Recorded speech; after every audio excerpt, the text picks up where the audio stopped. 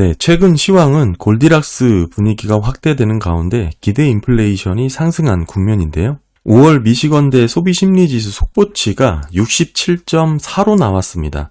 시장 컨센이 75였으니까 상당히 크게 하회를 했고요. 사실상 쇼크 수준이라고 볼 수가 있고, 한마디로 물가와 관련된 소비심리가 크게 위축된 상황인데요. 소비심리를 파악하는 대표적인 조사기관이 컨퍼런스 보드와 미시건대가 있는데, 미시건대학교의 소비심리지수는 가계의 재무 상황을 집중적으로 질의를 하게 됩니다. 그러다 보니까 현재 물가 쪽에 특징이 있고요. 컨퍼런스 보드의 소비신뢰지수는 노동시장의 여건이죠. 고용시장을 더 강조하게 되어 있습니다. 따라서 이번 5월 미시건 소비심리지수의 속보치가 6개월 만에 최저 수준으로 떨어졌다라는 것은 물가와 관련된 소비심리가 크게 위축된 상황이다라고 해석을 할 수가 있는 것이죠. 무엇보다도 이 낙폭의 속도가 상당히 컸다라는 게 의미가 있는데, 아마 이는 고용지표가 최근 둔화의 모습을 보였기 때문에 이런 부분과 무관치 않을 것이라고 보고 있습니다. 결국 소비심리는 위축되면서 앞으로 민간 소비 수요가 점차 둔화될 것이라는 큰 흐름을 우리가 엿볼 수가 있는 부분이고, 우려되는 부분은 결국 기대 인플레이션이었습니다. 소비자 심리지수는 하락을 했지만 기대 인플레이션은 모두 전월비 상승을 했어요. 1년 기대 인플레이션은 3.5, 5년은 3.1로 6개월 만에 최고치를 모두 기록을 했는데, 당시에 기대 인플레이션이 이렇게 상승하게 된 주요 배경으로는 지정학적 리스크가 좀 컸다고 보고, 그로 인해서 유가라든지 휘발유 가격의 상승 여력이 주도를 했다라고 보고 있습니다. 거기에 1, 2월 달 들어서면서부터 CPI 헤드라인 자체가 뚜렷하게 하방으로 방향을 잡고 있지 않았기 때문에 들쑥날쑥했죠. 일반 소비자들이 느끼는 물가 부담의 완화 정도가 상당히 후퇴했을 가능성이 높습니다. 그러다 보니까 기대 인플레이션의 상승으로 나타나게 된 것이고요. 기대 인플레이션이 이렇게 좀 높게 나왔다고 하더라도, 즉 소비자들이 느끼는 기대 인플레이션에 대한 심리가 높은 인플레이션을 예상한다고 하더라도 일간에서 얘기하는 스태그플레이션에 대한 걱정이라고 과대 해석하기보다는 소비자 전반에 걸쳐서 소비 심리라든지 물가라든지 실업률이라든지 지금 현재의 높은 제약적인 금리 수준에 대해서 한마디로 모든 평가가 부정적이었다라는 내용으로 설명을 해야 됩니다. 소비 심리가 위축되고 기대 인플레이션이 높아져서 스태그플레이션 아니냐, 이렇게 논리를 끌고 가는 것은 상당히 좀 오버스러운 해석이라고 보여지는 거고요. 그럼 기대 인플레이션이 이렇게 전월비 모두 상승을 했고 6개월 만에 최고치를 기록했음에도 왜 물가 경로에 대해서 스태그플레이션에 대해서 왜 일축할 수 있냐라고 보게 되면 역사 사례상 70년대밖에 없습니다. 당시의 기대 인플레이션 수준을 보시게 되면 피크가 8% 부근에 근접했을 때예요. 2%, 3%대가 아니고 4%를 넘어 5, 6%, 8%죠. 지금은 기대 인플레이션이 가장 치솟았다고 하더라도 3% 후반대고, 조금 확대해서 보시더라도 5%를 고점을 찍고 재차 반락을 하고 있는 흐름이고, 여기서 지금 조금 반등을 해서 3.1이 기록이 된 겁니다. 이걸 가지고 기대 인플레이션 상승으로 인한 스태그플레이션이다, 이렇게 논할 수는 없는 것이죠. 지금의 기대 인플레이션 레벨 자체가 팬데믹 발생 2년 전 평균 레벨보다는 높습니다만, 인플레이션 발발 이후의 범위는 중간 정도 위치를 하고 있죠. 보시되면 5년 기대 인플레이션도 3.1로 평균 수준에 수렴을 하고 있습니다. 그리고 제가 일반인들을 대상으로 기대 인플레이션을 조사한다라는 내용에 대해서 예전에 많이 보여드렸는데, 일반인들이 생각하는 기대 인플레이션이라는 생각 자체가 오히려 미래를 반영하기보다는 과거를 더 반영한다, 이 얘기를 제가 말씀드렸죠. 관련 논문을 통해 가지고 제가 정리를 해드린 부분이 있습니다. 그러니까 결국에는 일반인들 같은 경우에는 거시 경제 변수를 적용을 해서 미래의 예측 기대 인플레이션을 반영하는 게 아니라 과거 1년 평균 물가 상승률을 중심으로 기대를 형성하면서 인플레이션의 지속성을 보이는 특징이 나타납니다. 그러니까 한마디로 일반인들을 대상으로 기대 인플레이션을 측정한다라는 것 자체의 예측 오차가 상당히 좀 크다라는 것이죠. 동일한 방향으로 지속적으로 과거 패턴대로 그냥 그대로 생각하는 경향이 있기 때문에 합리적인 기대를 형성한다고 보기 어렵다. 이게 주요 논문의 특징이었습니다.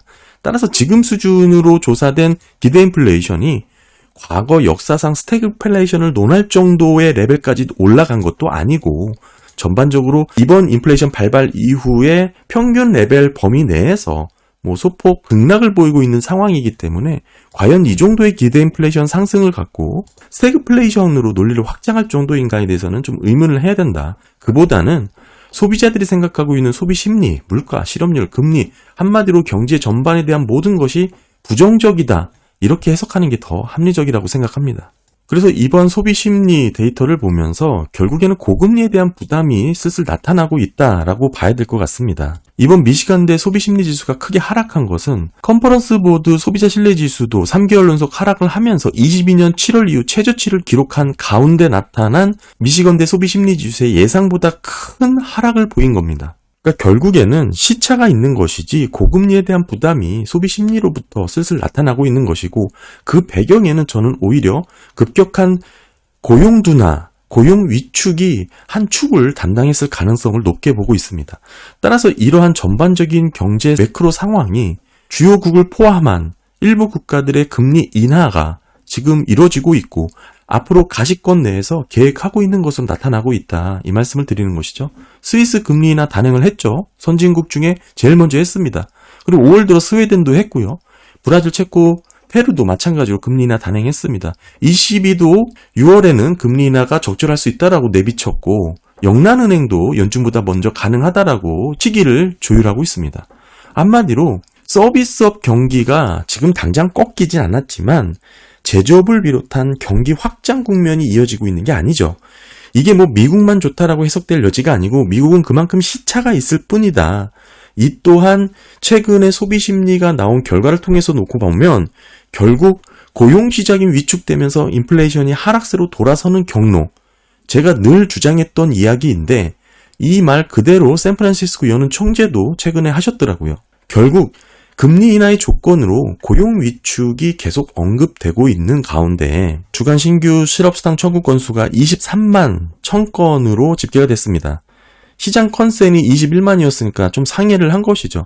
고용 둔화가 숫자로 뚜렷하게 부각이 되고 있는 상황입니다. 신규 실업수당 청구 건수를 말씀을 드릴 때 직전에 낮은 수준 자체가 30만 건 정도에서 계속 저점을 보여왔기 때문에 아직 신규 실업수당 청구가 23만 건이 집계가 된다고 하더라도 여전히 낮은 레벨이다라고 보고 있죠. 근데 제가 이 데이터를 갖고 그게 아니다. 과거에는 20만 초반에서도 경기 침체에 진입을 했었다. 그리고 고용 데이터의 특성상 샤메 법칙처럼 과거 1년 대비 이 간극 자체가 벌어졌는지를 봐야 된다. 말씀을 드렸었죠. 그렇게 계산을 했을 때 결국 지금 과거처럼 30만 건이 아니고 25만 건 정도만 신규 실업수당 청구 건수가 나오더라도 예전에 30만 건과 같은 그런 효과를 나타낼 수가 있다라고 말씀을 드렸었죠. 따라서 지금 집계가 된 이번 신규 실업수당 청구 건수 23만 건은 그러한 계산에 상당히 근접해 있는 상황이고요. 더불어서 제가 광인 실업률 U6 얘기를 많이 해드렸죠. 진전달 대비 0.1%포인트 계속 상승을 해서 7.4%입니다. 21년 11월 이후 가장 높은 수준이고 좀 더 세부적으로 보면 뚜렷하게 반등하는 추세가 나타났습니다. 보통 실업률이라고 하는 것과는 차이가 있는데 U6와 U3의 갭을 살펴보면 평균 3.5로 지금 계산이 되고 있습니다. 우리가 많이 보는 헤드라인 실업률 대비 취업준비생이라든지 구직 단념자, 시간제 근로자까지 포함한 실업률로 계산을 한 그 갭 차이가 평균 3.6으로 진입하게 될 경우 과거 연준은 금리 인하를 시작했던 사례가 두 차례가 있었다. 이 말씀을 드리고 싶은 거고요. 그 얘기는 실제 헤드라인 실업률의 변화가 없더라도 육시스 광인 실업률이 다음 달 여기서 0.1%포인트, 즉 7.5가 되게 되면 결국 2개월 연속 3.5%포인트가 유지가 되었지만 0.1이 더 가세가 되면 3.6%가 되겠죠? 그러면 과거 두 차례 금리 인하를 단행했던 그 갭의 평균 범위로 들어오게 되는 겁니다. 그러니까 한마디로 헤드라인 실업률 자체보다 조금 민감도 있고 확대해서 살펴볼 수 있는 선행 데이터로 육시스 광인 실업률을 우리가 유념해 볼 수 있는 거고요. 따라서 고용 둔화에 대한 우려가 지금 점차 부각이 될 수밖에 없는 상황이고 시간이 갈수록 확대가 될 수밖에 없습니다. 그로 인한 금리 인하 조건이 결국에선 충족이 될 것이라고 봐야 되고요. 이번 주는 중요한 게 소비자 물가 지수가 있겠습니다. 15일 CPI가 나오고 이번에는 PPI가 하루 전날 먼저 나오게 되는데 아무래도 CPI를 선행하는 개념이 있다 보니까 PPI가 예상보다 낮게 나올 경우 기대감이 한듯 올라갈 가능성이 있고요. 사실 어느 때보다 시기적으로 이번 CPI가 매우 중요하다고 볼 수가 있습니다. 지금 여기에 중동 휴전이 불발이 되면서 지정학적 리스크의 불확실성이 좀 확대가 되고 있는 가운데 전반적인 증시 흐름이 조정의 저점을 찍고 반등하는 가운데 지지선까지 올라왔습니다. 이게 지금 저항이 될지 지지가 될지 결정을 할 수 있는 핵심 지표가 CPI가 될 것이라고 보여지고요. 물가 안정세가 지속된다라는 확신이 든다면 시장에서의 회복 모멘텀은 빠르게 나타날 것으로 보여지고요. 3, 4월 임금 상승이 주도한 서비스 물가가 다소 물가 반등을 이끌었고 5, 6월 결국에는 국제 유가가 반영이 될 것이다라고 좀 보고 있습니다. 궁극적으로는 6, 7월부터는 물가 하락세가 다시금 이어질 것이라고 보고 있는데 어느 정도 등락을 보이는 그 이유를 꼽자면 이번 CPI 결국에는 국제 유가가 반영이 안 된 부분이 조금 반영될 가능성이 좀 높고요. 여전히 임금 상승이 주도했던 서비스 물가와 맞물려서 좀 우려스러운 부분이 될 것으로 보여지고 있고요. 여기에는 또 반감되는 부분도 있죠. 상쇄될 내용으로는 주거물가 지수가 결국에는 영향을 계속적으로 주게 될 것입니다. 주거물가 지수의 상승률이 7, 8월까지 높은 수준을 유지할 가능성도 말씀을 드렸기 때문에 이 생각보다 주거물가 지수에 대한 상쇄 여력이 약할 수가 있습니다. 따라서 물가 우려에 대한 충격이 이번 달에도 나타날 가능성은 충분히 살아있다라고 보여지지만 그래봤자 2분기까지죠. 3분기 6, 7월부터 본격적인 물가 안정 흐름과 고용 둔화에 대한 부분 여러 가지가 맞물리게 되면서 가파르게 시장의 안정성을 찾게 될 것으로 보고 있습니다. 따라서 조금 쉽게 말씀을 드리면 이번 5월달 물가 생각보다 낮게 나올 수 있겠지만 계산하는 방식의 비중 자체로 인플레이션 결과치가 달라지기 때문에 미리 예단할 수가 없는 영역이죠. 큰 흐름에서 보게 되면 결국에는 하반기부터는 물가 안정을 되찾을 것이다. 저는 그렇게 보고 있고 지금의 시황은 골디락스 분위기가 이어지는 가운데 기대 인플레이션의 상승으로 나타났습니다. 그로 인해서 조금 주춤하면서 앞으로 나오게 될 소비자 물가 지수를 지금 지켜보고 있는 상황이고요. 생각보다 물가 지표가 예상보다 낮게 나올 경우 상당히 강한 모멘텀으로 증시 회복이 빠르게 나타날 가능성도 높다고 보고요. 물가에 대한 우려가 생긴다고 하더라도 시차가 있을 뿐 고금리에 대한 부담은 여전히 미국조차 피해갈 수 없다. 지금 주요 선진국을 포함한 대부분 국가들이 금리 인하 사이클로 접어들었고 대부분 이런 과거 패턴상 미국의 금리 인하 시기를 조율해가면서 단행했던 경우가 있었기 때문에 미국도 머지않아 금리 인하 사이클로 진입하게 될 것으로 보고 있습니다. 간혹 미국이 금리 인하를 하더라도 장기채 수익률은 떨어지지 않는다라고 얘기하시는 분들이 많죠. 그렇게 주장하시는 분들의 근저에는 미국 경기를 아주 강하게 보시는 베이스가 깔려 있습니다. 지금 미국은 구조적으로 고성장을 하고 있는 것이고 그 배경에는 인구 증가와 재정 지출과 소프트웨어, 서버, AI의 투자가 주도를 했다라고 얘기를 하시지만 그렇다면 5월 미시건대 소비심리 소포치가 이렇게 시장 전망치를 크게 하회하지 않아야겠죠. 그러니까 한마디로 일부 국한에서 잘 나가는 특정 섹터가 모든 미국의 경제를 끌어갈 수 있다라고 이렇게 생각을 하시는 것 같은데 미국 경제를 이끄는 80%는 일반 소비입니다. AI도 아니고 반도체 섹터도 아니고요.